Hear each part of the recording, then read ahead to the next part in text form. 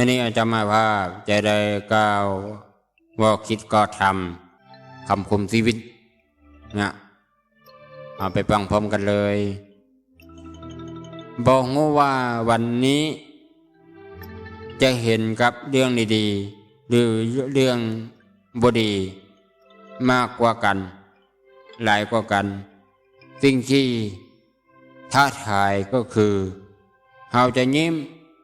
ให้กับเรื่องราวเหล่านั้นได้ทุกเรื่องหรือบ่สนุกกับการใช้ชีวิตนั่นเองอันเราจะยิ้มกับเรื่องราวใดเอาไว้คิดเนาะ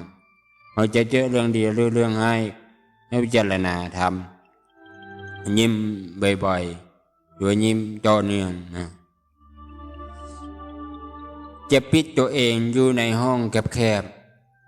ๆที่ตัวเองคิดว่าปลอดภัยหรือจะปิดประตูแล้วจะออกไปเสริญกับภัยบนโลกใบกว้างเฮาเท่านั้นเราจะเลือกเองหรือบ่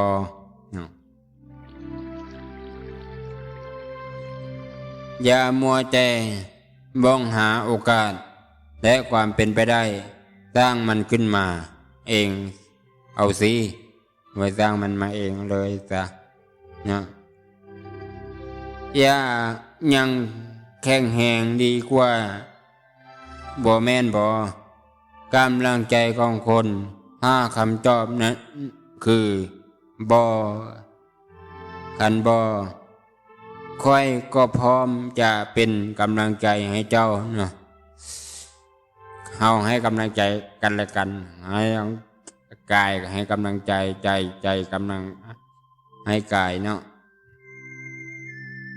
เฮาหยุดเวลาไว้บ่ได้ดอกแต่เฮาเลือกได้ว่าจะให้เวลาที่ผ่านไปแต่ละวินาทีนั้นมาทำให้เฮาแก่ตัวหรือเติบโตขึ้นได้ประดับร่างกายด้วยเสื้อผ้าอาภรณ์ที่สวยงามแล้วสันใดโปรดอย่าลืมประดับใจด้วย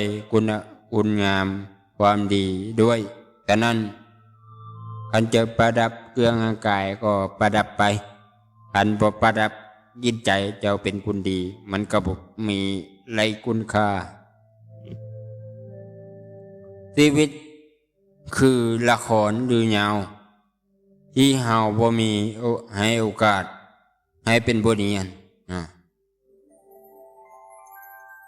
อยู่ที่ใดก็มีความสุขใดอยู่ที่ใดก็มีความทุกข์ใดบ่จำเป็นต้องมีเงินหลายที่เฮาอยู่ได้ก็เพราะเฮาพอใจสิ่งที่เฮาเป็น